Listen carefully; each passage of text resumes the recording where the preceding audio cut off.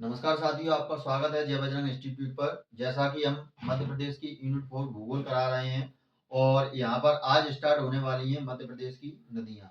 और आपको कुछ इस तरीके से अपना मैप निकाल लेना है, या आपके पास ब्लैंक मैप हो तो ब्लैंक मैप निकाल लीजिए, यदि फिल किया हुआ हो तो उसे फिल किया हुआ निकाल लीजिए, और नहीं तो आप मेरी तरह ड्रॉ कर लीजिए जैसे मैंने ड्रॉ किया है।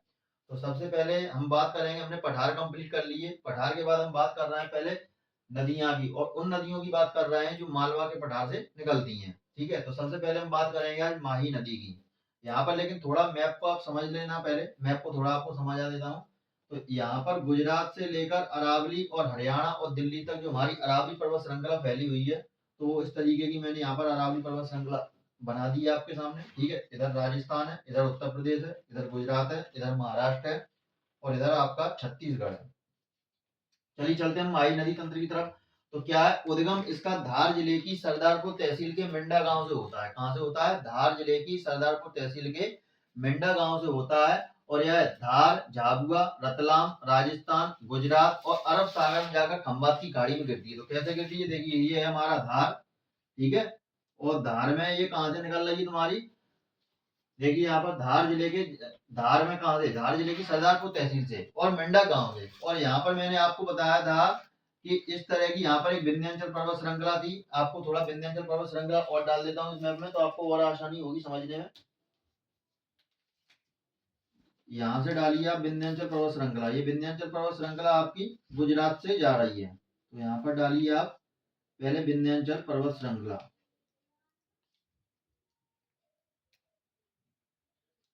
इस तरीके से डालिए पूरे के पूरे आप।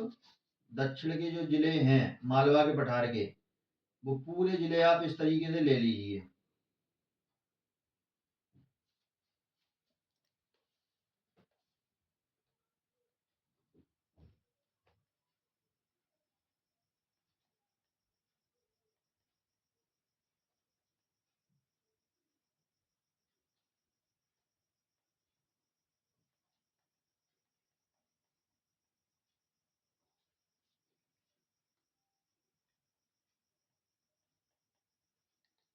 इस तरीके से आपको विंध्याचल श्रृंखला डालनी है।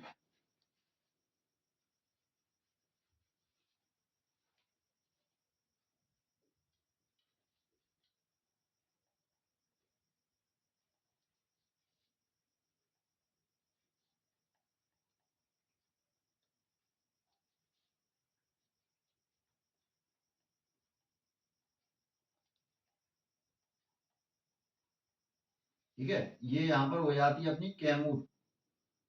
कौन सी है यहाँ पर? हमारी कैमूर। और यहाँ पर हो जाती है तुम्हारी क्या? भांडे। ठीक है, इस तरह से आप पूरी इसको कंप्लीट कर लीजिए। तो ये है हमारी भांडेर, और ये हमारी पूरी विंध्याचल पर्वत श्रृंखला हमारी ये डल चुकी है। अब देखिए कैसे निकलती है नदी। तो नदी को हम निकालेंगे यहाँ पर।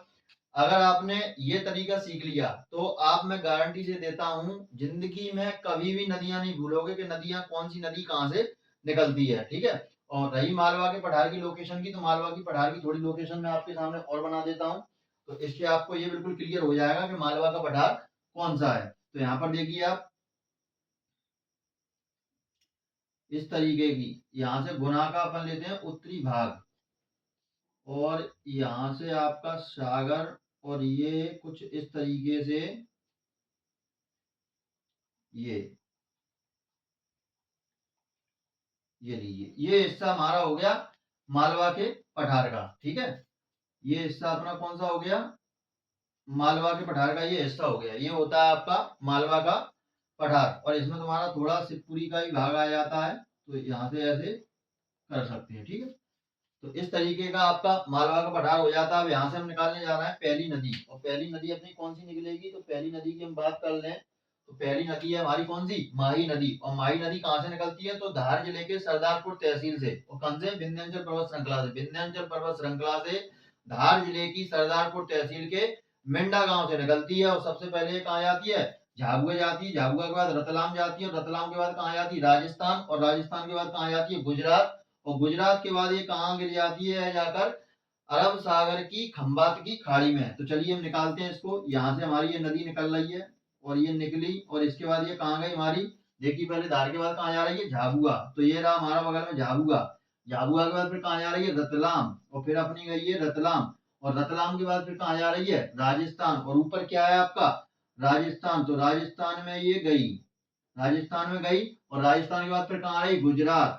लीजिए फिर ये आ गई आपकी गुजरात, और गुजरात में जाने के बाद ये कहाँ गिर रही है, यहाँ क्या है, अरब सागर में खंबात की खाड़ी में ये गिर गई है। अब फिर आगे चलते हैं, इतना अपन ने सीख लिया। अब इसके बाद देखिए मध्य प्रदेश, राजस्थान और गुजरात, इनमें क्या क्या है, देखो मध्य प्रदेश में है 16,453 किलोमीटर है, ठीक है, इसका क्या है, अफवाह तंत्र।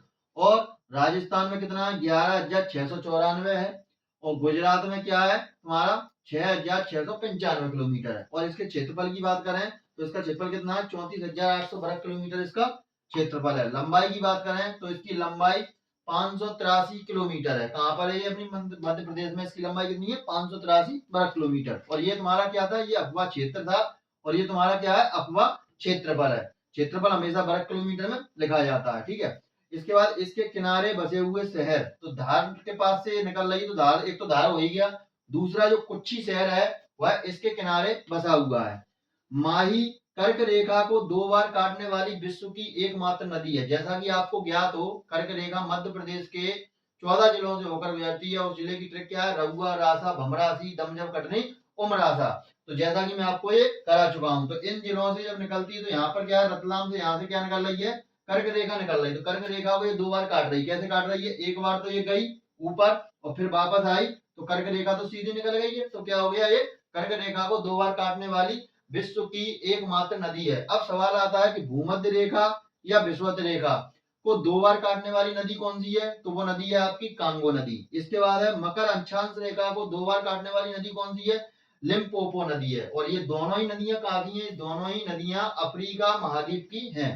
इसके बाद निर्मित बांध, माही बजाज सागर, कदाड़ा और बानकबोरी। तो माही बजाज सागर जो बांध है ये कहां पर है, तुम्हारा राजस्थान में। तुम्हारा राजस्थान कहाँ है, यहाँ।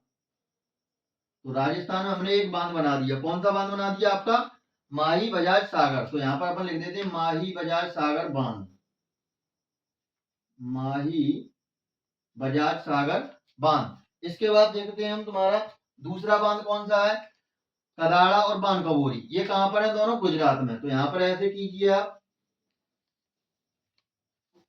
तो एक तरफ लिख दीजिए आप कदाड़ा और एक तरफ लिख दीजिए बानकबोरी।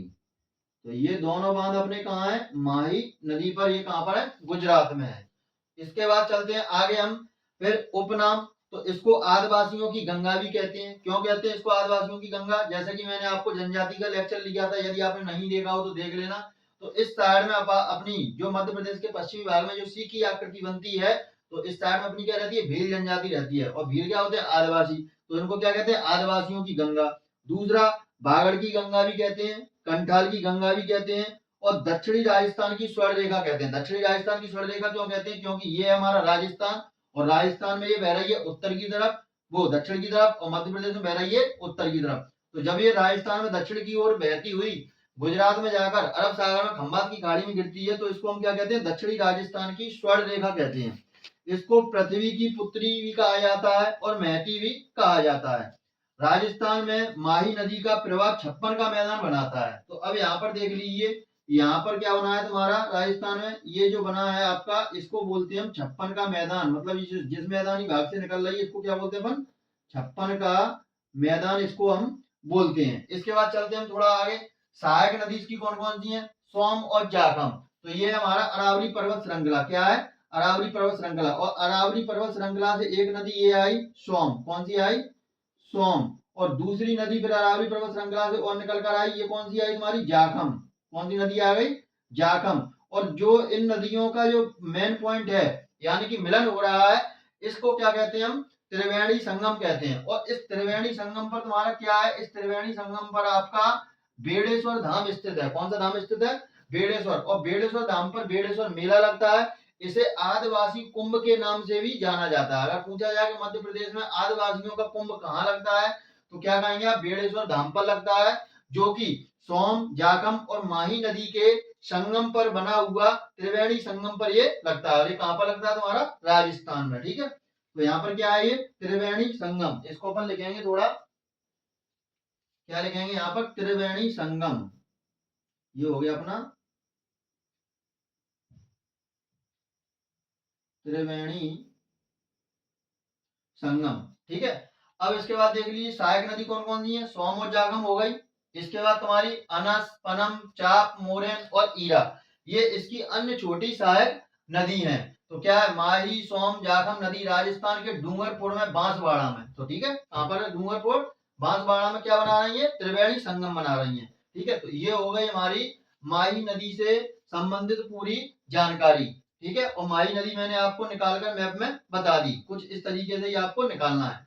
अब हम चर्चा करते हैं तुम्हारी दूसरी नदी पर, चंबल नदी पर। जब तक आप इसको नोट कीजिए, स्क्रीनशॉट लीजिए। अब देखिए यहाँ पर हम बात करने वाले हैं दूसरी नदी की, और दूसरी नदी कौन सी है, चंबल नदी। अब देखिए चंबल नदी क्या है, चंबल नदी कहाँ से निकलती है, तो यह विंध्याचल पर्वत श्रृंखला से, मतलब जितनी भी नदी निकलेंगी वह विंध्याचल पर्वत श्रृंखला से निकलेंगी, मालवा के पठार से। ठीक है, अब यहाँ पर हम देखते हैं क्या है, तो विंध्याचल पर्वत श्रृंखला से जाना पाव चोटी से, और जाना पाव चोटी की ऊंचाई कितनी है, तो 854 मीटर। कितनी है, 854 मीटर इसकी क्या है, ऊंचाई है। इंदौर के महू से निकलती है, और महू का जो नया नाम है वह क्या हो गया है, अम्बेडकर नगर हो गया है। इसके बाद फिर देखिए कहानी, जिला इंदौर, धार, उज्जैन, उज्जैन में कहा, नागदा के पास से। इसके बाद रतलाम, मंदसौर, नीमच। उसके बाद कहाँ जाती है, राजस्थान। फिर कहाँ जाती है, श्योपुर। फिर उसके बाद कहाँ जाती है, मुरैना। फिर कहाँ जाती है, भिंड। फिर इटावा में, यमुना में इसका समापन हो जाता है। आइए देखते हैं मैप में। तो सबसे पहले कहाँ चलेंगे अपन, इंदौर। ठीक है, इंदौर। अब इंदौर में यहाँ से देखिए कहाँ से निकलेगी, इंदौर में कहाँ जाएगी, ये पहले धार। तो यहाँ पर धार में आ गई। धार के बाद कहाँ पर है, उज्जैन। तो धार से हमने ये उज्जैन में घुसेड़ दिया नदी को। उसके बाद फिर कहाँ पर जा रही है, रतलाम। चलिए रतलाम में चलते हैं, रतलाम में आ गए। रतलाम के बाद कहाँ पर है तुम्हारी, मंदसौर। लीजिए मंदसौर में आ गए। मंदसौर के बाद कहाँ है, नीमच। लीजिए नीमच में आ गए। अब नीमच के बाद कहाँ जा रही है, राजस्थान। तो ये देखिए राजस्थान में एंटर हो गई। अब उसके बाद कहाँ जा रही है, श्योपुर, मुरैना, भिंड। तो देखिए ये आ गई तुम्हारी श्योपुर में। श्योपुर के बाद आ गई मुरैना में, और मुरैना के बाद आ गई भिंड में। और भिंड के बाद कहाँ जा रही है, इटावा में, यमुना में समापन। तो यहाँ पर देखिए ये है तुम्हारी यमुना नदी, और उत्तर प्रदेश में आता है इटावा, और ऊपर क्या है, गंगा। गंगा की ये सहायका है। तो यहाँ पर कहाँ चली गई ये, यमुना में। और ये स्थान कौन सा है तुम्हारा, इटावा। तो यहाँ पर अपन ने क्या लिख दिया, इटावा में। अब देखिए आगे क्या कह रहा है, मालवा प्लस मध्य भारत के पठार में। बिल्कुल सही बात है, यहाँ पर तुम्हारा मालवा का पठार है, और ऊपर कौन सा पठार था तुम्हारा, मध्य भारत का पठार था, जैसा कि मैंने आपको सिखाया था। इसके बाद है इसकी सहायक नदी। तो सहायक नदी कौन सी, यमुना की बनास नदी है। तो यहाँ पर देखिए अरावली पर्वत श्रृंखला से एक नदी निकलती है। ठीक है, ये इसमें मिल रही है, और इस नदी का नाम क्या है, बनास नदी।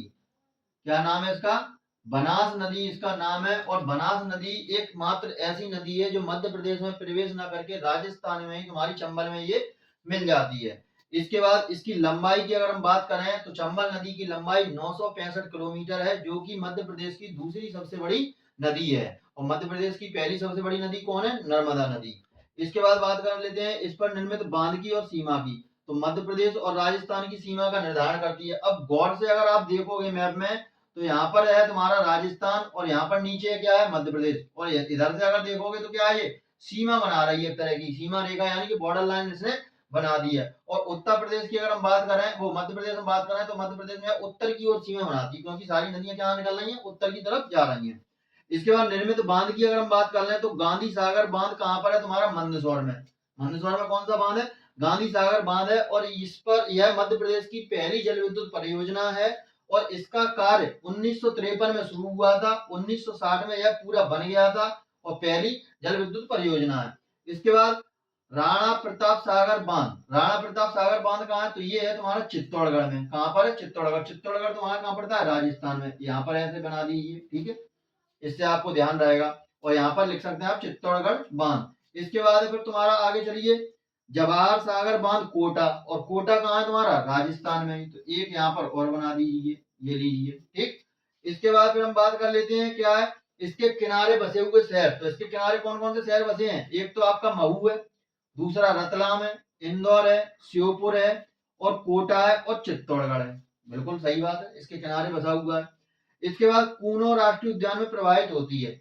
जैसा कि श्योपुर में राष्ट्रीय उद्यान है, कूनो राष्ट्रीय उद्यान। जब मैं नदी के बाद राष्ट्रीय उद्यान पर चलूंगा, तो आपको राष्ट्रीय उद्यान भी मैप से ही कराऊंगा इसी तरीके से, तब आपको आएगा कि यहाँ पर एक राष्ट्रीय उद्यान है। तो राष्ट्रीय उद्यान से ये होते हुए निकल कर जाती है।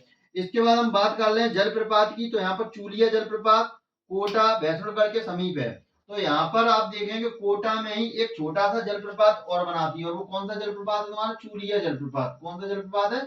चूलिया जलप्रपात ये बनाती है। और ये कहाँ पर? तुम्हारा कोटा में ही, लेकिन कहाँ कोटा में? भैंसरोडगढ़ के समीप राजस्थान में ही। इसके बाद शीतला माता जलप्रपात, पाताल पानी जलप्रपात और झाड़ीदाह जलप्रपात, ये तीनों जलप्रपात आपके कहाँ है? इंदौर में। तो यहाँ पर आप लिख दीजिए, ठीक है। इसके बाद जो पाताल पानी जलप्रपात है, यहाँ पर टंटिया मामा का समाधि स्थल बना हुआ है। जो टंटिया मामा है जनजाति से संबंधित है, तो उनका समाधि स्थल कहाँ है तुम्हारा? पाताल पानी जलप्रपात के समीप। इसके बाद हम इसके प्राचीन नाम की बात कर लें तो चरमंडवती, चरमावती और धर्मावती, पूर्णा, कामधेनु और रति देव की कीर्ति या नित्यवाही के नाम से इसको जाना जाता है। अब चरमंडवती से कहानी प्रचलित है, राजा रति देव ने जब अन्य राजाओं को अपने यहाँ आमंत्रण दिया था, तो यहाँ पर काफी गायों की बलि दी गई थी और उनके खुरों से खून बह रहा था, और इसी वजह से इसका नाम चरमंडवती रख दिया गया है। इसके बाद चलते हैं आगे, तो इस अध्यारोपित नदी का ये उदाहरण है। डॉल्फिन का संरक्षण किया जाता है। इसके बाद बटागुर, कटवा और चित्रा इंडिका जैसी कछुओं की प्रजाति का संरक्षण भी चंबल नदी पर किया जाता है। और चंबल नदी में अभ्यारण्य देवरी में, मुरैना के देवरी में कौन सा है तुम्हारा? देवरी घड़ियाल केंद्र है, जो कि विश्व का सबसे बड़ा घड़ियाल केंद्र है, और वो कहाँ पर है? अपना चंबल में है। इसके बाद बात कर लेते हैं इसकी सहायक नदी की। सहायक नदी कौन सी? छिप्रा है, काली सिंध है, पार्वती है, बनास है और शिवना है। और तुम्हारी कौन सी? सीप है। जो बनास और शिवना है अरावली पर्वत श्रृंखला से निकलती है। अब देखिए यहाँ पर, यहाँ से निकलेगी अरावली पर्वत श्रृंखला से शिवना नदी, और ये मंदसौर में जाकर चंबल में मिल जाती है। ये कौन सी नदी होगी तुम्हारी? शिवना नदी। यहाँ पर लिखना आप शिवना। और जो शिवना नदी जो मंदसौर के आगे किनारे पे निकल के मिल रही है, तो क्वेश्चन कई बार आता है कि मंदसौर शहर किस नदी के किनारे बसा हुआ है? तो मंदसौर शहर शिवना नदी के किनारे बसा हुआ है। और यहीं पर तुम्हारा शिवना नदी में, मंदसौर नदी के किनारे यहाँ पर कौन सा मंदिर है? अष्टमुखी पशुपतिनाथ का मंदिर है। ये आपको ध्यान रखना है। मध्य प्रदेश में तुम्हारा शिवना नदी के किनारे मंदसौर के पास कौन सा मंदिर है? अष्टमुखी पशुपतिनाथ मंदिर है। इसके बाद फिर हम आगे चलते हैं, कौन सी है यहाँ पर सहायक नदी? छिप्रा हो गई, काली सिंध, पार्वती, शिवना, बनास। और जो शिवना और बनास है, दोनों ही कहां से निकल रही हैं? अरावली पर्वत श्रृंखला से। तो मैंने यहाँ पर भी इसको एड ऑन कर दिया। इसके बाद सीप नदी, जो कि श्योपुर से निकलती है। कहां से निकलती है? श्योपुर से निकलती है, और यहाँ पर बनाती है तुम्हारा बंजारा डैम। कौन सा डैम बनाती है? बंजारा डैम। तो यहाँ पर तुमको सभी को यहाँ पर ऐसे छोटे छोटे से बॉक्स बना लेने हैं, और उस पर आपको साथ साथ में ये डैम भी एड ऑन करते जाना है। तो ये थी तुम्हारी चंबल नदी, और चंबल नदी से संबंधित फैक्ट थे। आप इनको नोट कीजिए अच्छे से, और फिर हम कराते हैं दूसरी नदी। अब देखिए अगली नदी डालना है आपको, छिप्रा नदी। और छिप्रा नदी कहाँ से निकलती है? छिप्रा नदी इंदौर के समीप काकरीबाड़ी पहाड़ी से, और लेकिन कहाँ से? विंध्याचल पर्वत श्रृंखला से। जैसा मैंने बताया था कि मालवा के पठार में जितनी भी नदियां निकलेंगी वह विंध्याचल पर्वत श्रृंखला से निकलेंगी। तो विंध्याचल पर्वत श्रृंखला से, काकरीबाड़ी पहाड़ी से और इंदौर के समीप से।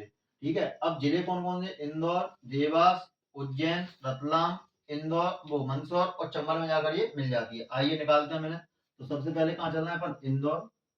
ये आ गए अपन इंदौर, ठीक है। इंदौर से अपन कहाँ जा रहे हैं? देवास। देवास आ गए। देवास के बाद कहाँ चलना है अपन को? उज्जैन। ये लीजिए उज्जैन आ गए। उज्जैन के बाद क्या कह रहा है? रतलाम। ये लीजिए अपन रतलाम आ गए। उसके बाद क्या कह रहा है? मंदसौर। ये लीजिए मंदसौर। और मंदसौर में क्या कह रहा है? चंबल में। तो मंदसौर में ये चंबल नदी है, इसमें हमने क्या कर दिया? इसको, इसका मिलन कर दिया। इसके बाद पूछा जाता है कि इसके किनारे बसा हुआ शहर कौन सा है? तो उज्जैन इसके किनारे बसा हुआ है। सहायक नदी की बात करें तो खान, खान को वो कान्हा भी कहते हैं, और गंभीर नदी, ये दोनों छोटी सहायक नदी हैं जो यहीं से निकलकर यहीं पर लुप्त हो जाती है। इसके बाद छिप्रा को हम मालवा की गंगा कहते हैं, और पवित्र पुण्य दायनी नदी के नाम से भी ये जानी जाती है। इसकी लंबाई कितनी है? लंबाई 195 किलोमीटर है। नर्मदा छिप्रा लिंक परियोजना दूसरी नदी जोड़ो परियोजना है, जिसका लोकार्पण यानी कि उद्घाटन आडवाणी ने किया था। स्कंद पुराण के अनुसार क्षिप्रा नदी की उत्पत्ति भगवान विष्णु जी के उदर यानी कि पेट से हुई है। अब और कहां से? बरा अवतार से। ठीक है, बरा अवतार यानी कि कछुआ। इसके बाद तुम्हारा प्राचीन नाम, प्राचीन नाम जैसे कि अवंती, अमृत संभवा, पापायणी, मोक्षदायिनी, पूर्ण सलिला और कनक गंगा, ये क्षिप्रा नदी के प्राचीन नाम है। अब देखो अवंती उज्जैन का प्राचीन नाम है, इस वजह से याद रह जाएगा। बाद बाकी की आपको कैसे याद रखने हैं, तो देखो कुंभ लगता है हर 12 साल बाद, और कुंभ में क्या गिरता है, नदी में अमृत गिरता है। और पाप की हमारी क्या होती है, जब हम उसमें नहाते हैं तो क्या होता है, पाप हमारे धुल जाते हैं, और मोक्ष की हमें क्या हो जाती है, प्राप्ति। और कब, पूरी तरह से। तो इसको कैसे ट्रिक बनाएंगे अपन, नाक पकड़कर, नाक पकड़कर डुबकी लगाते हैं, पाप हमारे दूर होते हैं और हमें मोक्ष की प्राप्ति होती है।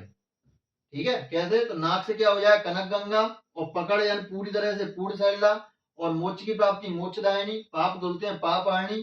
ठीक है, और अमृत गिरता है अमृत संभवा। कुंभ हर 12 साल बाद लगता है। पहली बार 2004 में लगा, 2016 में लगा, और 2016 22 अप्रैल से 21 मई के आसपास, 21 मई तक लगा। और अगला जो कुंभ है वह 2028 में लगेगा। समुद्र मंथन के समय 14 रत्नों का बंटवारा जो हुआ था, यह क्षिप्रा उज्जैन में ही हुआ था। जैसा कि आप देखते हैं समुद्र मंथन होता है, वासुकी नाग पर्वत से लपेटकर एक तरफ से खींचते हैं देवता, एक तरफ से खींचते हैं असुर। तो वो जो समुद्र मंथन हुआ था वह उज्जैन क्षिप्रा में ही हुआ था। नासिक, प्रयागराज, उज्जैन और हरिद्वार, ये 4 ऐसी जगह हैं भारत में जहां पर ये कुंभ लगता है। भारत में कितनी जगह कुंभ लगता है, 1 2 3 4, कौन कौन सी, नासिक, प्रयागराज, हरिद्वार और उज्जैन। उज्जैन में ही महाकाल मंदिर इसी नदी के तट पर स्थित है, और जो राम घाट है वह भी उज्जैन में ही है। तो ये थी तुम्हारी कौन सी, क्षिप्रा नदी। और इतने ही इसके आपको फैक्ट लिखने हैं। और इसी तरीके से चलो, इसको हमने देखो निकाल के भी आपको बता दिया। अब हम चलते हैं अगली नदी पर, जब तक आप इसका स्क्रीनशॉट लीजिए। अब देखिए, अब हम देखेंगे सिंध नदी, काली सिंध नदी, पार्वती नदी और तुम्हारी सिंध नदी, 3 नदियों को एक साथ देखेंगे। छोटी छोटी नदियां हैं। तो देखिए, काली सिंध नदी कहाँ से निकलती है, देवास के बागली तहसील के बरजारी गांव से, विंध्याचल पर्वत श्रृंखला से। तो देवास अपना कहाँ है, देवास हमारा ये रहा। ठीक है, अब इसके बाद उत्तर की ओर, तो मध्य प्रदेश में जितनी भी नदियां ज्यादातर उत्तर की ओर बहती हैं, सिर्फ नर्मदा और ताप्ती को छोड़कर वो पश्चिम की तरफ आती हैं। इसके बाद देख लेते हैं जिले कौन कौन से, देवास, शाजापुर, आगर मालवा, राजगढ़। चलिए चलते हैं अपन देवास। देवास से अपन कहाँ गए तुम्हारे, शाजापुर, और शाजापुर से कहाँ जा रहे हैं, आगर मालवा। ये लीजिए ये आगर मालवा, और आगर मालवा बाद कहाँ जा रहे हैं अपन, राजगढ़। ये लीजिए राजगढ़ आ गए। ठीक है, और राजगढ़ से फिर सीधे कहाँ जा रहा है, राजस्थान। और राजस्थान में कहाँ, नौनेरा गांव या नौबेरा गांव इसको बोलते हैं। कहाँ मिल रहा है, ये चंबल में। और चंबल नदी अपनी कहाँ है, ये रही। तो ये लीजिए ये आ गया अपन।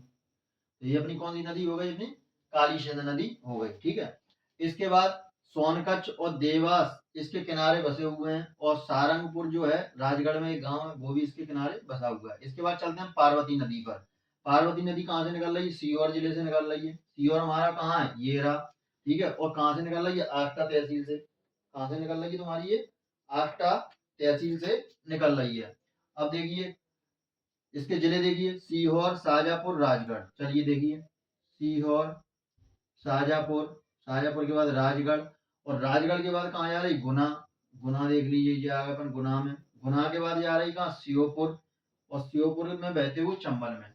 गुना में गए, गुना से अपनी कहाँ गई है, श्योपुर, और श्योपुर से बहते हुए कहाँ गई, चंबल में। और बीच में कहाँ मिल रही है, राजस्थान में भी जा रही है। तो ये अपनी कौन सी नदी हो गई तुम्हारी, पार्वती नदी। इसके बाद कालिदास के मेघदूत में उल्लेखित नदी निर्विघ्न्या नदी जो है, निर्विंध्या नदी, वह पार्वती नदी है। यानी कि पार्वती नदी का दूसरा नाम क्या है, निर्विंध्या। क्या नाम है, निर्विंध्या। और यह मध्य प्रदेश और राजस्थान दोनों में बहती है। तो देखिए यहाँ से मध्य प्रदेश से निकली, बीच में देखो राजस्थान की जगह मिली, राजस्थान में। उसके बाद कहाँ गई है, श्योपुर में, दिशा उत्तर की ओर।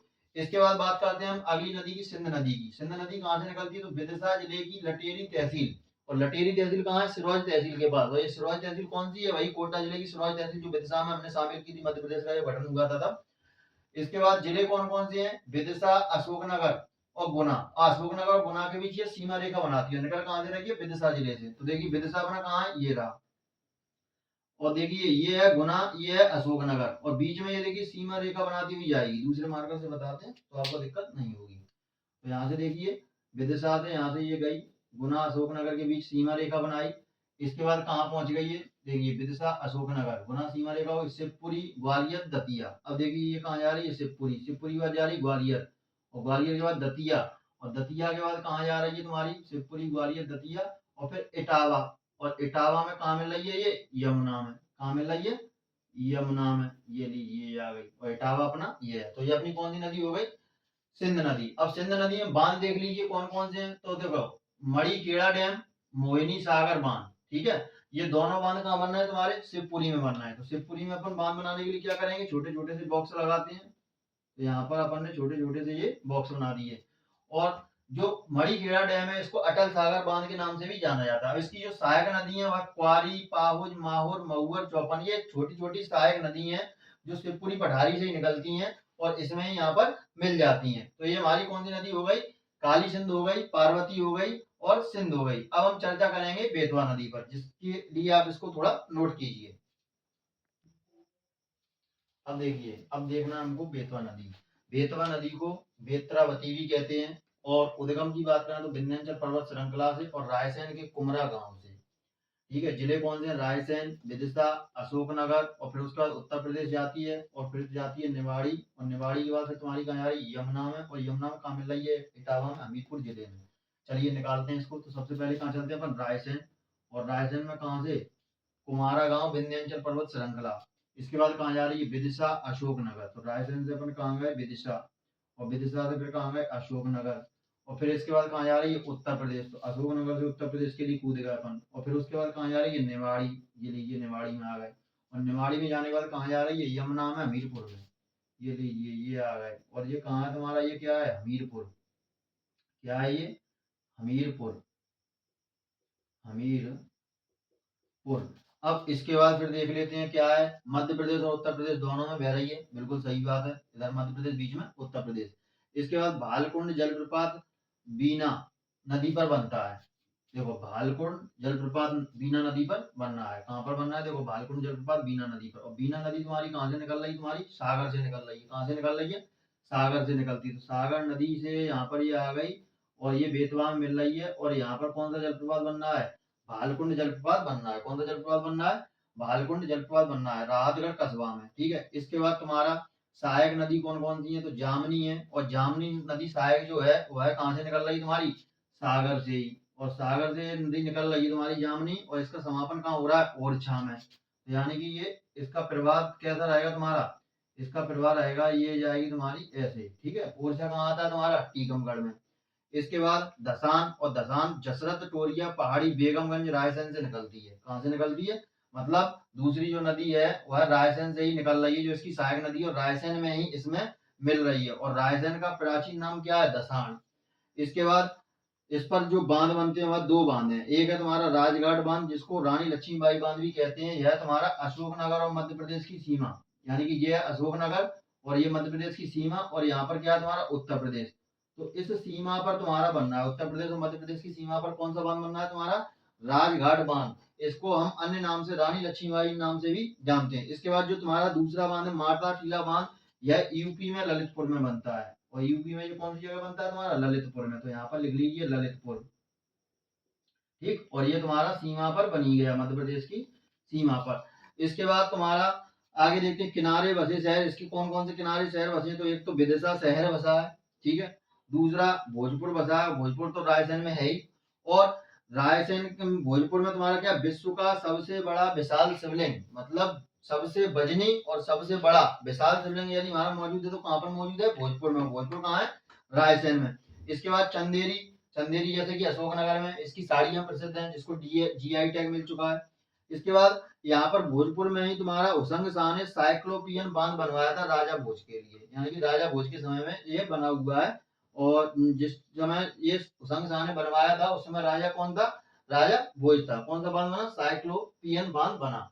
इसके बाद ओरछा में बेतवा नदी को सतधारा कहते हैं, यानी कि बेतवा नदी का दूसरा नाम एक तो बेत्रवती हो गया और दूसरा कौन सा हो गया, सतधारा। ओरछा में ही आपका कंचन घाट है। क्वेश्चन बनता है कि ओरछा कंचन घाट कहाँ है, तो ओरछा में। किसने बनवाया, वीर सिंह बुंदेला ने बनवाया। किसने बनवाया, वीर सिंह बुंदेला ने। दूसरा, ओरछा में ही आपका राम राजा सरकार मंदिर है। और ये राम राजा सरकार मंदिर इतना फेमस है, यहाँ पर जब भी भगवान की आरती होती है तो बंदूकों से सलामी दी जाती है, और भगवान राजा को एक राजा के रूप में पूजा जाता है, ना कि भगवान की तरह। और ये किसने बनवाया था? ये बनवाया था आपका मधुकर शाह ने। किसने बनवाया था? मधुकर शाह ने।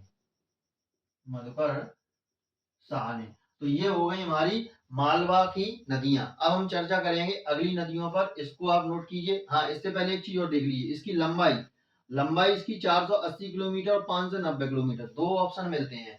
अगर 480 आया तो आपको 480 टिक करना है, और 590 आया तो आपको 590 टिक करना है। अगर हम मध्य प्रदेश में बात करें तो मध्य प्रदेश में इसकी लंबाई 232 किलोमीटर है, और ये 480 590 मिलती है। उसका कारण ये क्योंकि ये यूपी में भी जा रही है, तो यूपी की भी लंबाई और मध्य प्रदेश की लंबाई दोनों मिलाकर कितनी है? 480 या 590। मध्य प्रदेश में कितनी है? 232 किलोमीटर। ठीक है, मध्य प्रदेश और उत्तर प्रदेश की संयुक्त नदी है। ठीक है, तो नोट कीजिए आप इसको। अब देखिए, अब देखना है, देखो हमको बीना नदी, जैसे कि मैंने आपको बताया था, उसके पॉइंट भी मैंने यहाँ पर लिख दिए। बीना नदी बताई मैंने, सागर से निकल रही है और विदिशा में मिल रही है। तो क्या है? सागर जिले से विदिशा में, बेतवा में। जलप्रपात कौन सा है? भालकुंड, जैसा मैंने बताया था। अब चलते हैं, देखिए केन नदी पर। केन नदी को कर्णवती, शक्तिमती या दृढ़ावती नदी के नाम से भी जानते हैं। इसकी लंबाई 427 किलोमीटर है, और मध्य प्रदेश में इसकी लंबाई 292 किलोमीटर है। उद्गम कहाँ से होता है? कैमूर पर्वत श्रृंखला से। अब देखिए, यहाँ तक थी तुम्हारी विंध्याचल, यहाँ की तुम्हारी भांडेर, और यहाँ से क्या है? कैमूर। तो यहाँ पर अपन देखेंगे, देखो केन नदी कहाँ से निकल लगी तुम्हारी? कैमूर पर्वत श्रृंखला से। इसके बाद आहिर गांव, राठिर तहसील। और कटनी में गांव कौन सा है तुम्हारा? आहिर गांव। और आहिर गांव कहाँ पड़ता है तुम्हारा? राठिर तहसील में। इसके बाद जिले देख ली, कटनी, पन्ना, छतरपुर। कटनी, पन्ना, छतरपुर। देखिए, कटनी से निकल रही है, ठीक है, और पन्ना, पन्ना पन्ना पन्ना में आ गई। पन्ना और छतरपुर के मध्य ये सीमा रेखा बना रही है, यानी कि बाउंड्री पे चल रही है। और कहाँ जा रही है? यूपी में, यमुना नदी में। यहाँ से देखिए, ये कहाँ जा रही है? यूपी में। और यूपी में कहाँ जा रही है तुम्हारी? यमुना नदी में। और कहां पर? बांदा के निकट। ये लीजिए, ये है तुम्हारी यमुना नदी, और ये वाला स्थान कहाँ, क्या है तुम्हारा? बांदा। ठीक। इसके बाद देख लेते हैं इस पर जलप्रपात। पन्ना में जो जलप्रपात है वो पांडव, यानी कि पन्ना पांडव, तो ऐसे आपको याद रहेगा, पास से कनेक्ट हो जाएगा। पन्ना यानी कि पांडव। तो जो जलप्रपात यहाँ पर तुम्हारा बन रहा है, उस जलप्रपात का नाम क्या है? पांडव जलप्रपात। इसके बाद तुम्हारा फिर पन्ना में एक जलप्रपात और बनना है, उसका नाम क्या है? गाथा जलप्रपात। तो यहाँ पर एक बॉक्स और बना लो छोटा सा, और यहाँ पर लिख दो गाथा जलप्रपात। इसके बाद है तुम्हारा दोधन बांध भी है, बना रही है। और रनेर जलप्रपात कहाँ बना रही है? तुम्हारी छतरपुर में। तो छतरपुर में जो जलप्रपात बन रहा है, वो कौन सा जलप्रपात बन रहा है तुम्हारा? रनेर जलप्रपात बन रहा है। इसके बाद देख लेते हैं इसकी सहायक नदी कौन कौन सी। सुनार है, उर्मिल है, कैथ है, मीर है, बेबस है, कटनी है, गुदेन है, श्यामी है, और चंद्रावल है। ये इसकी सहायक नदी है। तो मध्य प्रदेश में आप जब भी नदियां तैयार करें, तो एक लंबाई, एक उनकी बहने की दिशा, और एक उनकी सहायक नदी, और उनके जलप्रपात, ये ही मेन पॉइंट हैं जो आपको दिमाग में रखने हैं। इसके बाद केन नदी पर घड़ियाल केंद्र है, पन्ना छतरपुर की सीमा पर। तो पन्ना छतरपुर की सीमा पर हमारा क्या है? देखिए, पांडव जलप्रपात है, और पांडव जलप्रपात है, और यहीं पर तुम्हारा क्या है? घड़ियाल केंद्र है। क्या है तुम्हारा? घड़ियाल केंद्र है। मध्य प्रदेश में पर्यटन विभाग द्वारा सबसे सुंदर नदी का दर्जा अगर दिया गया है, तो कौन सी नदी है तुम्हारी? वह केन नदी है। तो केन नदी को क्या दिया गया? सबसे सुंदर नदी का दर्जा दिया गया है। इसके बाद बात कर लेते हैं हम दूसरी टोंस नदी की। और टोंस नदी को तमसा या टगसा नदी भी कहते हैं। उद्गम कहाँ से होती? सतना में। सतना ये रहा। और सतना में कहाँ से? मैहर से, जो कि बना है तुम्हारा 5 अक्टूबर को, 5 अक्टूबर 2023 को। 3 जिले बने थे, जैसा कि मैंने बताया था। और कहां से निकल रही है मैयर में? ये कैमूर पर्वत श्रृंखला तमसा कुंड से। तो देखो, ये रही तुम्हारी कैमूर, ठीक है, और कहां से निकल रही है? तमसा कुंड से। और कहां जा रही है? रीवा, सतना। तो पहले कहां जा रही है तुम्हारी? रीवा, या हाँ ठीक है, ऐसे कर लो। पहले जा रही है तुम्हारी कहां? रीवा, और फिर सतना। ठीक है, चलो यह निकाल। रीवा में गई, फिर सतना में गई, और सतना के बाद फिर कहां जा रही है तुम्हारी? ये सिरसा के निकट गंगा में। ठीक है, यहां से गए, और ये नदी में कौन सी मिल गई? गंगा में। और ये स्थान अपना कौन सा है? सिरसा। कौन सा स्थान है ये तुम्हारा? सिरसा। तो मध्य प्रदेश की ऐसी कौन सी नदी है जो गंगा नदी में मिलती है? तो हमारी कौन सी नदी है? टोंस नदी है। तो यहाँ पर क्या लिख सकते हैं? टोंस नदी। ठीक है, टोंस नदी। अब यहाँ पर एक चीज और देखते हैं। टोंस नदी सिरसा के निकट जो मिल रही है, वो कहाँ पर मिल रही है? प्रयागराज में। और प्रयागराज कहाँ है अपना? इलाहाबाद। तो यहाँ पर क्या है? ये प्रयागराज में, सिरसा के निकट। कहाँ? प्रयागराज जिले में। ठीक है, प्रयागराज जिले में। इसके बाद देख लेते हैं जलप्रपात। तो पूर्वा जलप्रपात या पूर्वा जलप्रपात कहां पर है तुम्हारा? ये रीवा में। तो रीवा में जो जलप्रपात बनना है वो कौन सा जलप्रपात बनना है? पूर्वा जलप्रपात बनना है। इसकी सहायक नदी कौन कौन सी है? बीहड़ है, बेलन है और महाना नदी है। महाना नदी कहां से निकल रही है? रीवा से। और महाना नदी पर ही हमारा कौन सा जलप्रपात बनता है?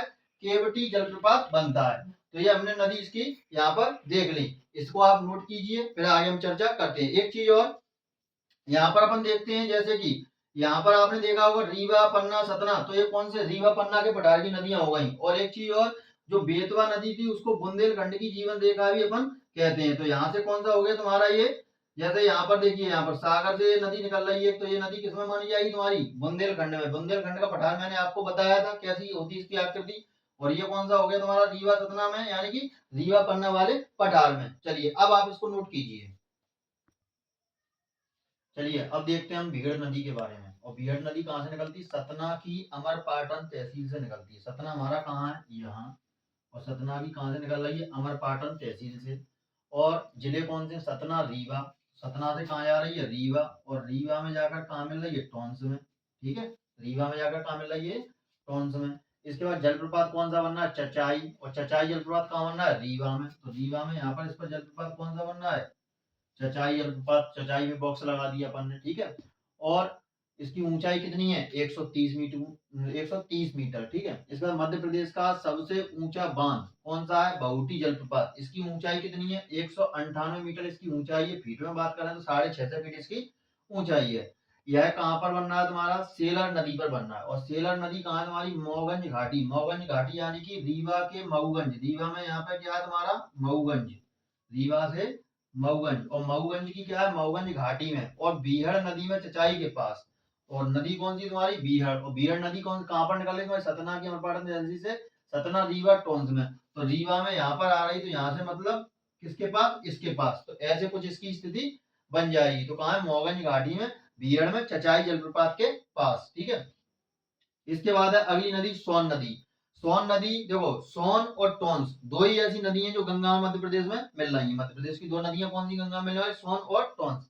तो सोन नदी कहां से निकल रही है? अनूपपुर में, मैकाल पर्वत श्रृंखला की अमरकंटक चोटी के सोनमुड़ा से। कहां से निकल रही है? अमरकंटक चोटी के सोनमुड़ा से। और मैकाल पर्वत तुम्हारा कहाँ है? यहाँ पर अनूपपुर में। ये रहा तुम्हारा अनूपपुर, ठीक है। अनूपपुर से निकल रही है। अब अनूपपुर से यहाँ से क्या है तुम्हारी? यहाँ से अपन डालेंगे, यहाँ से ये हो जाती तुम्हारी सतपुड़ा पर्वत श्रृंखला, ठीक है। ये हो गई तुम्हारी सतपुड़ा पर्वत श्रृंखला। इसको अपन ने ऐसे डाल दिया। और इसमें क्या है तुम्हारा?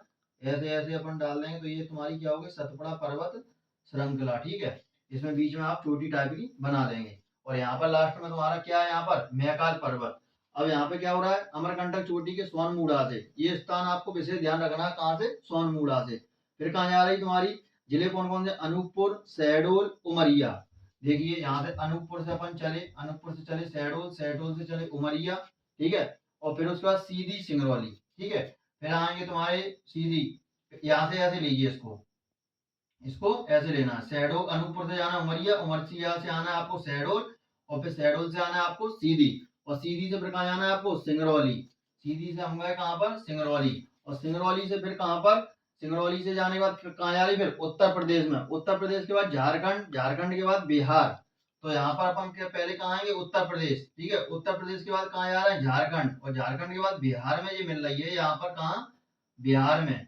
कहाँ मिल रही है ये? बिहार में। किसमें मिल रही है तुम्हारी? गंगा नदी में। तो कौन सी नदी है तुम्हारी? ये सोन नदी, ठीक है। इसकी लंबाई कितनी है? इसकी लंबाई की बात करें तो 780 किलोमीटर है। इसके अन्य नाम की बात करें तो सोड़, स्वर्ण, सोनभद्र, शुभांगी, सुमागधी। और सुमागधी किसमें? वाल्मीकि के जो रामायण का बालकांड है उसमें इसको सुमागधी नाम से जाना गया है। इसके अन्य नाम में और हिरण्यवाह, सोनपालिका, नंद नंदी आदि इसके नाम है। अब यहाँ पर हम देखते हैं इस पर बांध कौन सा बना है? तो शहडोल के देवलोध में बाण सागर बांध बना है। तो शहडोल तुम्हारा कहाँ है? यहाँ पर। और यहाँ पर बांध कौन सा बनना है तुम्हारा? देवलोध बांध। कौन सा बांध बनना है? शहडोल देवलोध में कौन सा बांध है तुम्हारा? बाण सागर बांध। और बाण सागर बांध तुम्हारा मध्य प्रदेश, उत्तर प्रदेश और बिहार, ये तीनों की संयुक्त परियोजना है। क्योंकि आप देख सकते हैं यहाँ पर ये मध्य प्रदेश में कहाँ जा रही है? फिर उत्तर प्रदेश। उत्तर प्रदेश के बाद कहाँ जा रही है? झारखंड और बिहार। तो ये तीनों की, मध्य प्रदेश, उत्तर प्रदेश और बिहार की तीनों की संयुक्त परियोजना है। सहायक नदी की बात करें तो जोहेला, गोपद, रेहंद, बनास, कन्नहार और उत्तरी कोयल इसकी सहायक नदियां हैं। ठीक है। बाण भट्ट सोन नदी के तट पर रहे हैं, जिन्होंने नर्मदा और सोन के प्रेम गाथा का वर्णन भी किया है, और इनका जो हर्ष चरित्र है उसमें इन्होंने सोन नदी का वर्णन किया है। नर्मदा और सोन की प्रेम गाथा का वर्णन इन्होंने बाण भट्ट ने किया है। अब यहाँ पर जो जोहेला नदी है, जोहेला नदी को देख लेते हैं। जोहेला नदी निकलती तुम्हारी कहाँ से, पहले इसमें एक पॉइंट और देख लेते हैं। सोन नदी में, सोन नदी वर्षा ऋतु में आकस्मिक और विनाशकारी बाढ़ लाती है। सोन नदी वर्षा ऋतु जब होती है, चौमासा हमारा आता है, तब इसमें इतना पानी भर जाता है कि अचानक बाढ़ आने की संभावना रहती है। सोन अभ्यारण्य सोन नदी पर है, जहां पर सोन घड़ियाल केंद्र है, और यह सोन कहां पर है तुम्हारा, सीधी और शहडोल की सीमा पर है। तो शहडोल हमारा ये रहा, और इस सीमा पर हमारा कौन सा अभ्यारण्य तुम्हारा, सोन अभ्यारण्य है। और किन के लिए प्रसिद्ध है, घड़ियालों के लिए। इसके बाद देख लेते हैं जोहेला नदी। जोहेला नदी कहां से निकल रही है, अनूपपुर से ही निकल रही है। कहां से निकल रही है, अनूपपुर से ही। और कहाँ जा रही है, मैकाल, अनूपपुर के पर्वत, मैकाल पर्वत श्रृंखला से, अमरकंटक चोटी से और सोन नदी मिल रही है। जिले कौन से, अनूपपुर और उमरिया। तो अनूपपुर से ये कहाँ निकली और कहाँ गई तुम्हारी, उमरिया, और उमरिया में ही ये जाकर मिल जाती है। ठीक है। इसके बाद तुम्हारी आती है रेहंद नदी, और रेहंद नदी निकलती छत्तीसगढ़ से, और छत्तीसगढ़ से निकल रही है। छत्तीसगढ़ से निकलने के बाद ये यूपी में सोन नदी मिल जाती है। तो छत्तीसगढ़ से ये निकली और यूपी में मिल गई सोन में। तो कौन सी नदी है ये तुम्हारी, रेहंद नदी। ठीक है। तो ये तुम्हारी थी इस तरह की नदियां। अब हमारी बची है लास्ट वाली कौन सी नदी, नर्मदा नदी। तो हम नर्मदा नदी को देखते हैं। अब जब तक आप इसको नोट कीजिए। चलिए अब देखते हैं हम नर्मदा नदी के बारे में। नर्मदा नदी का रेवा, मैकल सुता, शंकरी, शिव की पुत्री, नामोदा, सोमो देवी और सोमप्रभा, ये इसके अन्य नाम हैं। अब यहाँ पर देखते हैं कहां से निकलती है, अनूपपुर जिले में मैकल पर्वत श्रृंखला की अमरकंटक चोटी से। यानी कि अनूपपुर से तीन नदी कौन कौन सी निकल गई है, एक तो जोहेला निकल गई, एक सोन निकल गई, और एक कौन सी निकल गई तुम्हारी, नर्मदा। क्वेश्चन आता है, ऐसा मध्य प्रदेश में कौन सा जिला है जहां से तीन नदियां निकलती हैं। तो कौन कौन सा है तुम्हारा, अनूपपुर। अब इसके बाद देख लेते हैं, ये लगभग मध्य प्रदेश के 16 जिलों से होकर निकलती है। कौन कौन से, देखो, अनूपपुर, डिंडौरी, मंडला। चलिए निकालते हैं इसको। तो पहले अपन कहाँ है, अनूपपुर, अनूपपुर के बाद डिंडौरी, डिंडौरी के बाद मंडला, और मंडला के बाद कहाँ आया, सिवनी का कुछ भाग। ठीक है, सिवनी का कुछ भाग अपन ने ले लिया। इसके बाद क्या है तुम्हारा, जबलपुर, जबलपुर में चले गए अपन। फिर कहाँ है, नरसिंहपुर, नरसिंहपुर के बाद कहाँ आ रहे हैं अपन, रायसेन के दक्षिण में। तो रायसेन के दक्षिण में अपन चलेंगे यहाँ पर। तो चलिए ये आ गए रायसेन के दक्षिण में। ठीक है, रायसेन के दक्षिण में आ गए। इसके बाद फिर क्या है तुम्हारा, होशंगाबाद के उत्तर में, और होशंगाबाद कहाँ है, यानी कि नर्मदापुरम। तो लीजिए ऊपर आ गए अपन। इसके बाद सीहोर के दक्षिण में, सीहोर के दक्षिण में ये आ गए अपन। ठीक है। उसके बाद तुम्हारा क्या है, गुजरात में, अरब सागर में, सीहोर के दक्षिण में जाएगी, और फिर गुजरात के अरब सागर, यानी कि यहाँ पर। और देखिए सीहोर के दक्षिण में आ गए, जिला मैंने लिखे नहीं पाए यहाँ पर पूरे। और देखिए यहाँ पर सीहोर के बाद कहाँ पर आएगी, फिर ये आ जाएगी तुम्हारी हरदा में, हरदा के बाद तुम्हारी कहाँ आएगी, खंडवा में, और खंडवा के बाद तुम्हारी कहाँ आएगी, खरगोन में, खरगोन के बाद बड़वानी, और बड़वानी के बाद तुम्हारी ये कहाँ जा रही है तुम्हारी, ये जा रही है तुम्हारी अलीराजपुर, अलीराजपुर से जा रही गुजरात, और गुजरात में जाकर कहाँ गिर रही है, ये खंबात की खाड़ी में गिर जाती है। तो मध्य प्रदेश के लगभग कितने जिले से होकर गुजरती है, तो मध्य प्रदेश के लगभग ये 16 जिलों से होकर गुजरती है। उत्तर में विंध्याचल तथा दक्षिण में सतपुड़ा श्रेणी। उत्तर में देख रहा है जैसे कि ये विंध्याचल पर्वत श्रृंखला है, और दक्षिण में कौन सी है, सतपुड़ा पर्वत श्रृंखला के मध्य पश्चिम दिशा की ओर भ्रंश घाटी में। तो ये घाटी कौन सी है, भ्रंश घाटी, और बीच में जो घाटी बनी हुई है इसे क्या बोलते हैं, नर्मदा सोन घाटी। कैसी घाटी है, भ्रंश घाटी। इसके बाद लंबाई की अगर हम बात करें तो मध्य प्रदेश में इसकी लंबाई 1077 किलोमीटर है, और भारत में इसकी लंबाई कितनी है, 1312 किलोमीटर है। इसके बाद सहायक नदी इसकी 41 है, बाएं से 22 है, और दाएं से 19 है। जिनमें से कुछ महत्वपूर्ण नदियां मैंने सामने लिखी हैं, पूरी नहीं लिखी हैं। देखिए जैसे दाएं से मिलने वाली पंद्रेपानी, गौर, हिरण, सिंगौर, तिंदौनी, बारना, कोलार, सिप, जामनेर, चंद्रशेखर, चोरल, मान, हथनी, ऊटी और कोनार और तुम्हारी बरनार, ये दाएं से मिलने वाली नदियां। बाएं से मिलने वाली नदियों में देखेंगे शेर, शक्कर, दूधी, छोटी तवा, तवा, कुंदी, गोई, करजन, ठीक है, और रकिया आदि। और बाएं से मिलने वाली नदियों को अपन आसानी से याद कैसे कर सकते हैं, क्योंकि इसमें सारी की सारी चीजें हमारे घर में रसोई में उपयोग होने वाली चीज है। जैसे कि शक्कर है, दूध है, तवा है, कुंदी गेट में लगती है। ठीक है, तो ये सारी सारी कुछ चीजें अपने दिमाग में ऐसे नोट कर सकते हैं। नर्मदा नदी का जो बेसिन है, अफवाह क्षेत्र है, वह कितना है, 98,796 वर्ग किलोमीटर। अफवाह क्षेत्र क्या होता है? किसी नदी के आसपास का क्षेत्र। ठीक है। इसके बाद मध्य प्रदेश का सबसे बड़ा अफवाह तंत्र कौन सा है? तो मध्य प्रदेश का सबसे बड़ा अफवाह तंत्र गंगा यमुना अफवाह तंत्र है। इसके बाद देख लेते हैं यहाँ पर सक्कर नदी कहाँ से निकलती है? सक्कर नदी अमरवाड़ा तहसील छिंदवाड़ा, छिंदवाड़ा कहाँ है? ये, और छिंदवाड़ा में अमरवाड़ा तहसील से निकलती है और नरसिंहपुर जिले से प्रवाहित होती हुई, नरसिंहपुर जिले से प्रवाहित होती हुई नर्मदा नदी में बाईं ओर से मिलती है। तो नर्मदा नदी में जब ये बाईं ओर से मिलती है तो इस जो संगम होता है, इस संगम पर आपका भगवान शिव का प्राचीन संगमेश्वर मंदिर है। कौन सा मंदिर है? भगवान शिव का प्राचीन संगमेश्वर मंदिर है। और इस पर हम बांध की बात करें तो इंदिरा सागर, ओमकारेश्वर, ये दोनों बांध तुम्हारे खंडवा में। इंदिरा सागर बांध जो है मध्य प्रदेश का सबसे बड़ा बांध है, और नर्मदा नदी का जो सबसे बड़ा बांध है उसका नाम क्या है? सरदार सरोवर, और ये कहाँ है तुम्हारा? गुजरात में। और खरगोन में कौन सा है तुम्हारा? महेश्वर। और बरगी कहाँ है तुम्हारा? जबलपुर में है। तो ये इसके कुछ महत्वपूर्ण बांध थे जो हमने यहाँ पर कवर किए। इसके बाद हम देख लेते हैं तुम्हारा जो मानधाता पर्वत है, मानधाता पर्वत। और मानधाता पर्वत में ऊपर क्या है? आदि गुरु शंकराचार्य की मूर्ति लगाई गई है। कब लगाई गई है? 21 सितंबर 2023 को शिवराज सिंह चौहान यानी कि हमारे मामा जी ने इसका लोकार्पण किया है। और ये 108 फीट ऊंची है। 12 वर्षीय बालक के रूप में दर्शाया गया है। आदि गुरु शंकराचार्य को अष्ट धातु से बनी हुई है। इसके अगर हम मूर्तिकार की बात करें तो मूर्तिकार है भगवान रामपुरे, और इसके जो चित्रकार है उनका नाम है वासुदेव कामत। तो ये नर्मदा नदी के विषय में छोटी सी जानकारी थी जो मैंने आपको शॉर्ट में बताई।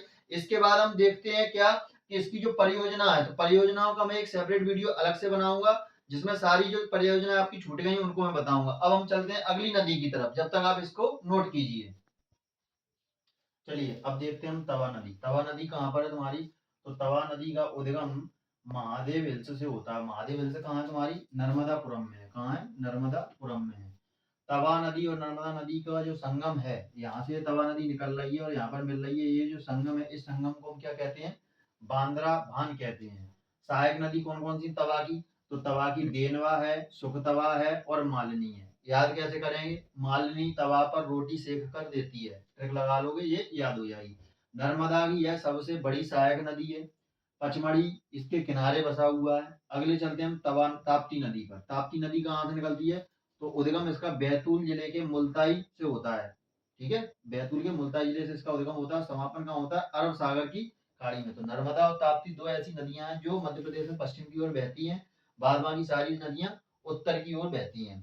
तो यहाँ पर देखिए जिले बैतूल, खंडवा, बुरहानपुर, देखिए यहाँ से निकालेंगे बैतूल, बैतूल से गई खंडवा, खंडवा से गई बुरहानपुर, और फिर उसके बाद महाराष्ट्र में आ गई, महाराष्ट्र नीचे है। इसके बाद गुजरात में जाएगी, गुजरात में जा रही, चलिए गुजरात में गई, गुजरात में जाकर ये कहाँ गिर गई? खंबात की खाड़ी में।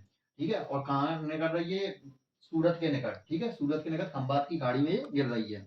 मध्य प्रदेश और महाराष्ट्र के मध्य प्राकृतिक सीमा बनाती है। बिल्कुल सही बात है, नीचे मध्य प्रदेश है, ऊपर महाराष्ट्र। तो कैसी सीमा बना रही है? प्राकृतिक सीमा बना रही है।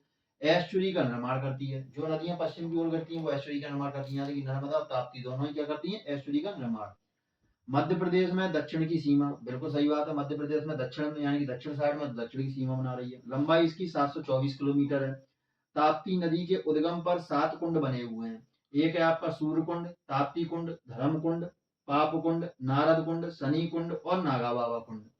इसके बाद बाघ देखें तो उकाई और काकरापार बांध, ये आपके कहाँ पर है? गुजरात में। तो दोनों ही बांध ये कहाँ बना रही है? उकाई और काकरापार गुजरात में। सहायक नदी की बात करें तो पूर्णा, गिरना, बोरी, शिवा और बागुड़ आज इसकी सहायक नदियां हैं। इसके बाद देखते हैं हम तुम्हारी बैनगंगा। बैनगंगा को हम दीदी, भैया और बेवा भी कहते हैं। कहाँ से निकलती है? सिवनी के परसवाड़ा पठार से। सिवनी अपना कहाँ है? ये रहा। ठीक है, सिवनी के परसवाड़ा पठार से निकलती है। और क्या है तुम्हारा? बालाघाट महाराष्ट्र और वर्धा में मिलकर। ठीक है, अब देखिए बालाघाट, बालाघाट कहाँ है तुम्हारा? ये रहा बालाघाट। सिवनी से निकली है और कहाँ गई? बालाघाट। और फिर ये निकली तुम्हारी कहाँ?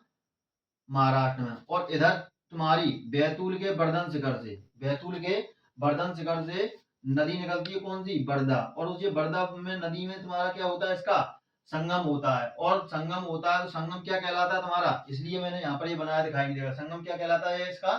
बरदा और बैनगंगा नदी का। और बरदा कहाँ से निकल रही है? बैतूल के बर्धन शिखर से। इन दोनों का संगम होता है महाराष्ट्र में जाकर, इनके संगम को कहते हैं पिराड़ता।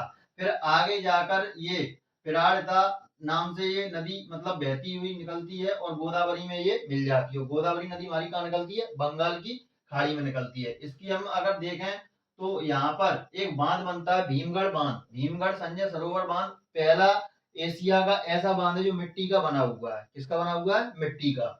और इसकी सहायक नदियों की बात करें तो बावन, थड़ी और कानन इसकी सहायक नदी है। तो उम्मीद करता हूं आपको ये वीडियो समझ में आया होगा। एक पॉइंट आप और समझिए, मध्य प्रदेश में जो नदियां बह रही हैं इनको प्रायद्वीपीय नदियां कहते हैं, क्योंकि यह मध्य प्रदेश भारत के दक्षिण में स्थित है और दक्षिण में बहने वाली नदियों को हम प्रायद्वीपीय नदियां कहते हैं और उत्तर में बहने वाली नदियों को हिमालयी नदियां कहते हैं।